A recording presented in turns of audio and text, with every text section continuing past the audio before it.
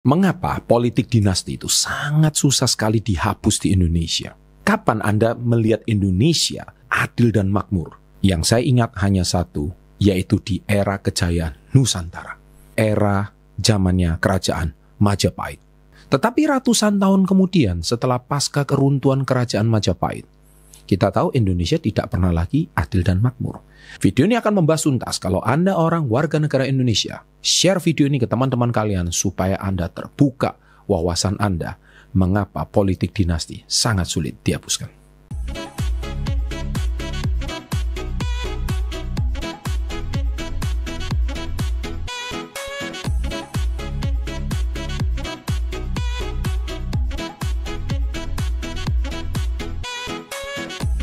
Welcome to Success Before 30 Business and Financial Mentoring.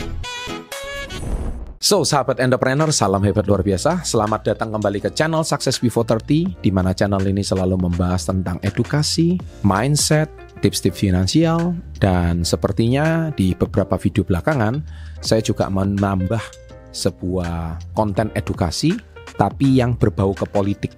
Saya tertarik membahas video ini itu gara-gara sebuah buku. Ada sebuah buku yang sangat menarik. Buku ini berjudul tentang mengapa KKN itu sangat mendarah daging di Indonesia. Dan buku ini ditulis oleh seorang penulis luar. Beliau bernama Elizabeth Pisani. Kemungkinan besar itu adalah karena orang Indonesia itu memiliki sifat kekeluargaan. Nah, ini dia. Mungkin kita orang Indonesia juga jarang mengetahui ini karena kita mungkin udah terbiasa dengan lingkungan kita. Tapi karena basic kekeluargaan ini menjadi sebuah hal yang lumrah, beliau dengan sangat jelas, karena kita harus melihat, kalau kita mau melihat diri kita ini kan kita harus membutuhkan pihak ketiga ya. Jadi seperti kalau kita melihat penyakit kita mungkin butuh dokter. Kalau mau melihat kelemahan diri kita ini butuh pelatih gitu loh. Nah, kita ini kadang-kadang kalau mau melihat kultur kita ini harus butuh orang luar yang melihat siapakah kita melalui video ini. Dan ada yang tahu nggak kenapa kekeluargaan ini bermasalah? Nah, di sini video di buku ini kita akan bahas tuntas dari kacamata Elizabeth Pisani. Menjabat karena keluarga, ini sebuah topik. Kita lihat siapakah Bagaskara Iklasula Arif, siapakah Sigit Widiawan, dan siapakah Joko Priambodo. Bagaskara ini adalah putra dari Arif Budi Sulistyo dan Titik Relawati, yaitu adik Pak Jokowi. Dia menjabat menjadi manajer non-government relationship di Pertamina. Nah, ini udah jelas, karena orang dekatnya Pak Jokowi. Sigit Widiawan. Sigit adalah suami dari Nining Roni Widianingsih, sepupunya Pak Jokowi. Dia menjabat saat ini sebagai komisaris independen BNI. Dan yang ketiga adalah Joko Priambodo. Siapakah beliau? Joko adalah suami dari Septiana Silvani Putri, keponakan Pak Jokowi. Septiana merupakan putri dari pasangan Hari Mulyono dan Idayanti atau adik kandung Pak Jokowi. Dia menjabat sebagai Direktur Pemasaran dan Operasional PT Patra Logistik. Nah, Anda pasti pernah melihat berita seperti ini, bukan? Pertanyaan sederhana adalah, apakah cuma keluarga Pak Jokowi yang menjabat? Apakah ada keluarga Pak Harto? Ataukah juga ada keluarga Pak Karno? Ataukah ada keluarga lain? Coba kita cek sekarang. Yang menjabat itu ada hubungan keluarga dari orang penting nggak? Ataukah mungkin saudara menteri? Ini yang dimaksud dengan Elizabeth Pisani, yaitu sistem patronase politik.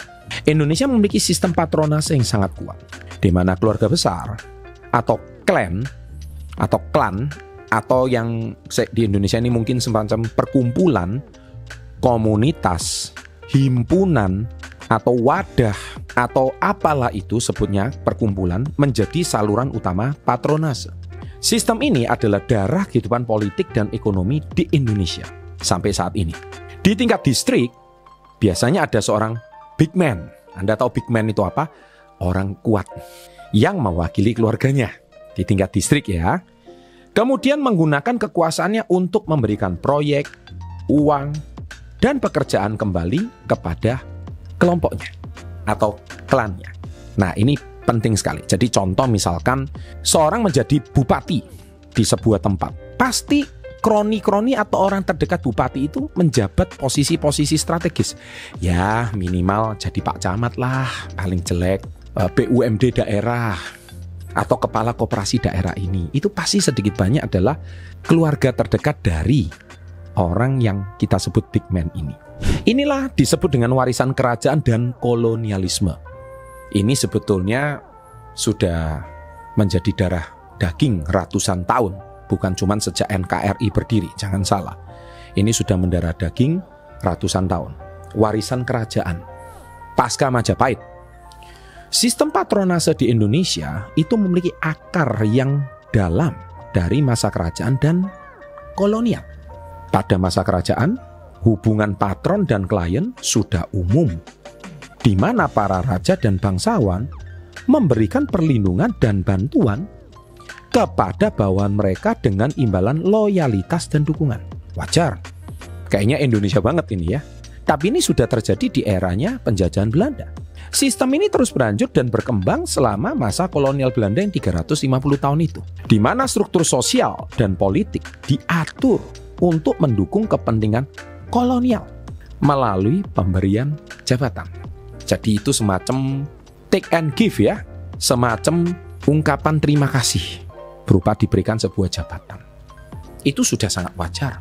Serta keuntungan ekonomi kepada mereka yang setia kepada pemerintah kolonial. Sekarang kita tiba di zaman modern. Sistem patronase di Indonesia memiliki akar yang dalam dari masa kerajaan dan kolonial. Sampai sekarang. Mari kita lihat buktinya. Pada masa kerajaan, hubungan patron atau klien sudah umum, di mana para raja dan bangsawan memberikan perlindungan dan bantuan kepada bawahan mereka dengan imbalan loyalitas dan dukungan. Sistem ini terus berlanjut dan berkembang selama masa kolonial Belanda. Jadi ini memang sudah menjadi tradisi turun-temurun.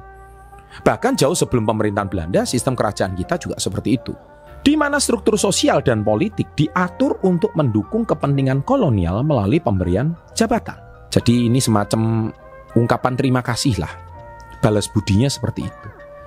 Keuntungan ekonomi kepada mereka yang setia kepada pemerintahan kolonial itu merupakan sebuah sistem tradisi yang menjadi turun-temurun. Dan kita mulai memasuki politik dinasti, yaitu pengaruh keluarga. Keluarga besar atau kelompok ini memainkan peran penting dalam aliran patronase. Jadi ini dari buku ini, dia mengamati dengan sangat detail apa yang terjadi di Indonesia. Ini seorang pengamat ya. Tapi saya mengambil buku ini cukup tertarik karena masuk akal juga. Setiap departemen pemerintahan berfungsi sebagai klan besar. Jadi ini kelompok yang besar, di mana patronase mengalir dari pemimpin tertinggi hingga ke staf terendah. Wajar dong kalau misalkan masuk ke dalam bupati, masuklah ke staf-staf khusus bupati atau ke departemen-departemen khusus di kepala daerah. Setiap kepala daerah kan juga punya departemen-departemen tersendiri. Itu pasti yang dipilih adalah orang-orang terdekatnya. Sistem ini didukung oleh struktur sosial yang menekankan pentingnya hubungan keluarga dan jaringan sosial, di mana dukungan politik dan ekonomi seringkali diberikan kepada anggota keluarga atau teman dekat. Dari sini, kita tidak bisa pungkiri bahwa memang dukungan politik dengan ekonomi itu pasti ke orang terdekat. Makanya kenapa ada istilah orang dalam.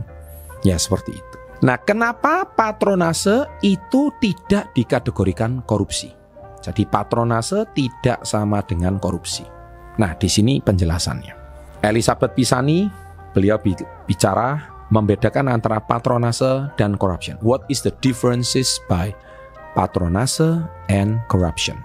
Meskipun patronase seringkali dianggap sebagai bagian dari korupsi karena memasukkan orang-orang terdekat.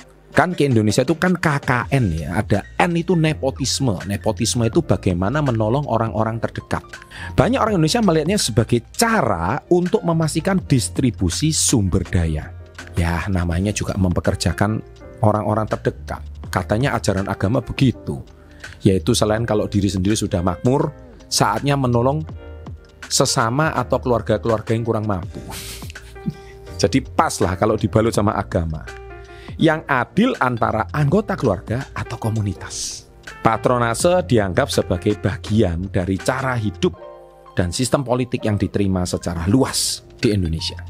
Nah ini sangat jelas oleh seorang Elizabeth Pisani. Makanya ada sebuah joke, Indonesia tuh percaya kalau rezeki ada yang ngatur. Ayo betul, tulis di kolom komen sekarang juga.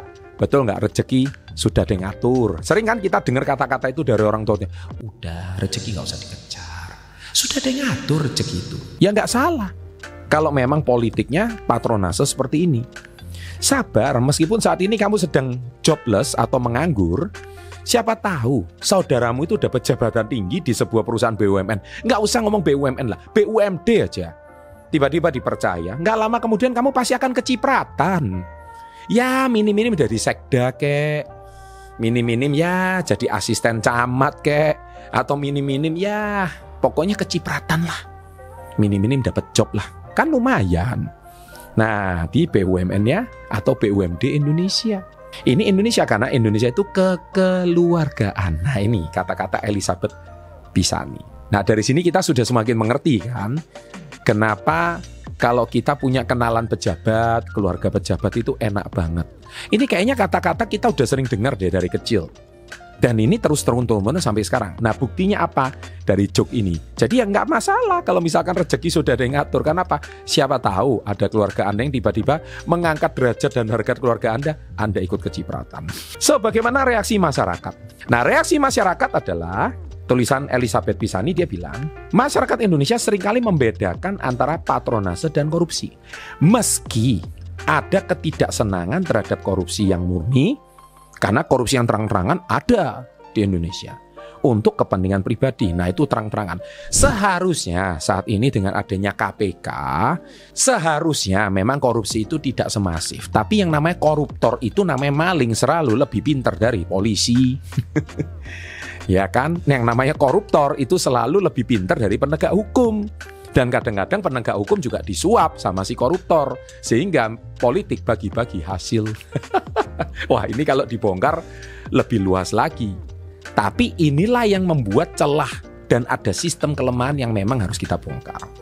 Sistem patronase yang memberikan manfaat bagi klan atau komunitas masih diterima dan diharapkan dalam banyak kasus. Mari kita lihat sistem patronase dulu. Sistem patronase yang ada zaman kerajaan terus berlanjut dan diadaptasi dalam konteks modern. Misalkan pada masa Orde Baru, Pak Harto memanfaatkan struktur sosial tradisional untuk memperkuat kekuasaannya. Bahkan tidak sedikit yang mengatakan bahwa Pak Harto itu adalah, Gus Dur pun pernah berkata bahwa Pak Harto itu merasa seperti seorang raja Jawa zaman dahulu. Ya memang kenyataannya demikian. Jadi betul-betul kayak sistem kerajaan Jawa. Jadi persis banget. Caranya menunjuk pejabat yang loyal dan menggunakan militer untuk menjaga stabilitas politik. Nah, sistem patronase sekarang, itu kalau zaman yang dulu ya. Politik dan kampanye itu butuh biaya. Sejak era reformasi, tahun 2000 dan dulu dulu kan presiden dipilih oleh MPR. MPR itu Majelis Permusyawaratan adalah lembaga tertinggi negara.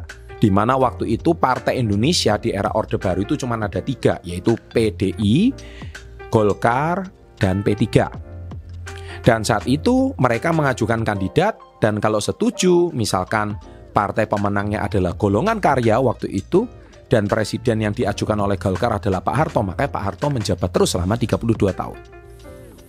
Nah itu tapi sejak sebelum era Orde Baru berakhir. Ketika diganti era reformasi, maka presiden mulai saat itu belajar ditunjuk oleh rakyat yang sudah dijalankan selama 20 tahun terakhir. Makanya presiden pertama yang ditunjuk oleh rakyat adalah, waktu itu kan masih voting ya, Gus Dur Megawati. Presiden pertama yang ditunjuk oleh rakyat adalah Bapak Susilo Bambang Yudhoyono. Yang sekarang dilanjutkan oleh putranya Bapak AHY, yang juga pernah saya wawancara di channel kita Success Before 30, yaitu di Partai Demokrat. Kemudian beliau menjabat selama 2 periode, dilanjutkan Bapak Joko Widodo. Dan saat ini sudah ada politik dinastinya Pak Jokowi. Ya, selama 10 tahun ini juga akhirnya berlangsunglah sistem patronase seperti sekarang. Dan ketika kampanye politik zaman sekarang ini sangat berbeda dengan zaman dahulu, karena kampanye sekarang itu membutuhkan biaya yang tidak sedikit. Karena biaya demokrasi itu sangat mahal. Cetak baliho aja berapa, kampanye itu berapa, cetak kertas itu berapa. kesaksi di KPU itu berapa? Kalau mengadakan pemilu itu bagaimana? Bagaimana semua ongkos demokrasi itu dari hulu sampai hilir itu mahal sekali. Dan kita juga tahu, saya dapat info yang cukup akurat bahwa salah satu biaya kampanye calon presiden kemarin itu sampai menelan biaya triliunan. Bayangkan 5 tahun sekali harus menelan biaya triliunan. Sepertinya kalau zaman dahulu demokrasi masih dipilih, presiden masih dipilih oleh MPR, saya yakin nggak semahal itu. Tapi ini karena sistem patronase sekarang, mau meniru Amerika. Alurnya, politikus dipilih kampanye yang habis bermiliar sampai ratusan miliar.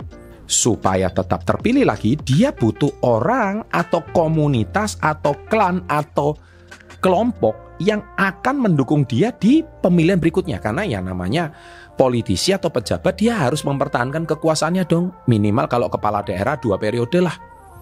Jangan sampai kalah di periode berikutnya. Kalau dia pernah jadi anggota DPR RI, ya minimal dia harus mempertahankan suaranya untuk menjabat 5 tahun berikutnya lah. Seperti itu. Politisi melakukan patronase jabatan-jabatan penting ke orang-orang klannya, ke orang-orang terdekatnya, ke orang kelompoknya. Salah satu klannya adalah keluarga. Nah, kerjaan yang penting cukup, yang penting asal masyarakat senang. Sampai ada joke begini, kalau rakyat itu pestanya demokrasi 5 tahun sekali, jadi bayarannya itu THR-nya 5 tahun sekali. Pejabatnya yang tekor 5 tahun sekali, karena ongkos demokrasi. Jadi pejabatnya yang keluar duit baik. Tapi pejabatnya menikmati 5 tahun, bayarnya waktu pesta demokrasi. Rakyatnya menderita 5 tahun, tapi pestanya waktu pemilihan. Ini benar-benar sebuah joke di masyarakat yang, ya inilah yang namanya sistem patronase sekarang. Mari kita lihat buktinya, apakah benar bahwa sistem yang disebut sama Elizabeth Pasani di sini ini adalah bahwa Indonesia itu adalah kekeluargaan. Kita lihat buktinya. Yang pertama adalah keluarga Bapak Soeharto. Kita lihat siapa kroni terdekat. Ibu Tin, Sigit, Bu Titi, ya. Kemudian inilah Anda bisa baca sendiri. Saya nggak akan bacakan satu persatu. Semua ini adalah putra dan putrinya Pak Harto. Dan selama 30 tahun lebih berkuasa dengan sangat rapi di Indonesia. Kemudian yang kedua adalah keluarga Soekarno. Kita lihat pasti di sampingnya anak putra-putrinya Pak Soekarno sampai ke cucu itu juga merupakan klannya Soekarno gitu cerita. Yang kita tahu presiden keempat Indonesia saat ini adalah Ibu Megawati Soekarno Putri. Nah, dari Ibu Megawati kemudian ada istri Pak Karno, Bu Dewi. Ini dari istri-istrinya yang Anda baca sendiri sampai sekarang ketua DPR yaitu Ibu Puan Maharani alias putri daripada Bu Mega. Nah, dari sinilah kita nggak bisa pungkiri bahwa Indonesia ini di NKRI, sebelum NKRI berdiri ya era penjajahan Belanda, tapi di NKRI ini merupakan bagian dari keluarga besar Soeharto dan keluarga besar Soekarno. Kita nggak bisa pungkiri itu. Karena mereka yang berkuasa paling lama. Nah, sekarang tibalah ada klan baru. Sebenarnya ada 2. Yaitu keluarganya Pak SBY. 10 tahun menjabat. Dan ada keluarga klan baru. Yaitu keluarganya Pak Jokowi. Nah, kita lihat keluarga Pak Jokowi sudah sangat jelas. Ya, ini politik dinasti katanya. Istrinya, anaknya, menantunya, terus ini nama-nama yang mungkin tidak terlalu dikenal di publik, tapi mereka adalah orang terdekatnya Pak Jokowi, entah itu ipar, sepupu, adik ipar, adik sepupu, ya begitulah ya. Selain itu, kalau hari ini Pak Jokowi membawa keluarganya itu mungkin karena di Indonesia itu biasa banget dengan yang namanya sangat kekeluargaan. Jadi inilah namanya politik dinasti, bukan meritokrasi. Kalau meritokrasi yaitu kepemimpinan yang diangkat berdasarkan kompetensi, kemampuan. Bukan diangkat berdasarkan karena Anda orang dalam. Karena Anda adalah sepupunya presiden. Karena Anda adalah saudara iparnya presiden. Karena Anda adalah bla bla bla bla. Singkat cerita orang terdekatnya penguasa. Nggak seperti itu. Kemudian selain Pak Jokowi, semua presiden juga membawa klan mereka masuk ke dalam pemerintahan. So, pandanganmu bagaimana? Nah, sekarang kita lihat satu video ini. Nah, kalau di parlemen Eropa, mereka tidak diperkenankan mengundang anggota keluarganya, mau keluarga dia ataupun keluarga istrinya. Ini video ini saya putar singkat aja. Ini sangat jelas kalau di Eropa tidak boleh. Oleh sebab ini kan itulah terjadi perbedaan ya antara orang Eropa sama orang Asia, terutama di Indonesia. Apakah semua sistem patron ini punya kelemahan? Ya enggak juga, ada kelebihannya juga. Jadi enggak semata-mata saya ini cuman menjelek-jelekkan sistem kekeluargaan ini, tidak. Kita punya kelebihannya. Kelebihannya apa? Memberikan stabilitas dan kontinuitas dalam politik dan sosial. Yes, kita pasti pilih orang-orang terbaik. Nah, orang-orang terbaik itu siapa yang melanjutkan program kita? Yaitu orang yang kita kenal. Nah, siapa yang orang kita kenal, orang yang kita percaya? Nah, seringkali yaitu kadang keluarga terdekat, karena kita mengenal karakter mereka. Kita udah kenal mereka cukup lama. Terus memastikan distribusi sumber daya di dalam keluarga atau komunitas. Ketiga, menjaga loyalitas dan dukungan dalam partai politik dan jaringan. Jadi untuk melanggengkan kekuasaan. Keempat, memfasilitasi pengambilan keputusan dan pelaksanaan yang cepat melalui jaringan yang sudah ada. Itu kelebihan sistem patron ya. Dan yang terakhir, kelebihannya adalah mengadaptasi struktur sosial tradisional ke dalam pemerintahan modern. Jadi bukan berarti sistem patron ini tidak baik, ya enggak juga. Ya tentu kalau kita pilih ya pasti orang kita kenal dong. Karena bisa mengerti program kita, kultur kita. Karena setiap pemimpin itu kan pasti punya karakteristik, visi, cara kerja, dan value masing-masing. Jadi itu tentu berbeda dengan kalau kita tidak mengenal orangnya. Misalkan ada orang baru hebat, kita nggak kenal terus kita nggak seperti itu. Tapi ada kekurangannya sistem ini. Yaitu pertama mendorong korupsi dan nepotisme. Jelas. Karena seringkali kalau sudah namanya saudara, jabatan, kekuasaan itu sudah nggak, namanya kekuasaan, namanya uang itu kadang sudah nggak kenal dengan yang namanya jabatan. Uang kadang ceritanya membutakan. Kalau uang itu sudah membutakan, betul, Anda itu semuanya sudah lupa. Saudara pun kadang-kadang nggak kenal apa itu yang namanya uang. Kalau sudah namanya uang, kadang lupa dengan yang namanya saudara. Menyebabkan ketidakefisienan dan ketidakkompetenan dalam jabatan perintah. Karena ya aristokrasi, bukan meritokrasi. Ketiga, memperluas ketidakadilan dan kurangnya meritokrasi.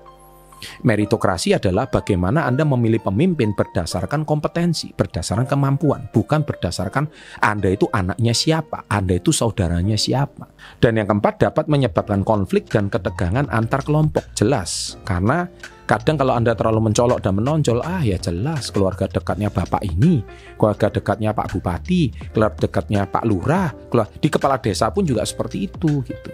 Nah ini kan saudara sepupunya kepala desa, bla bla bla dan sebagainya. Dari sampai tingkat desa pun seperti itu.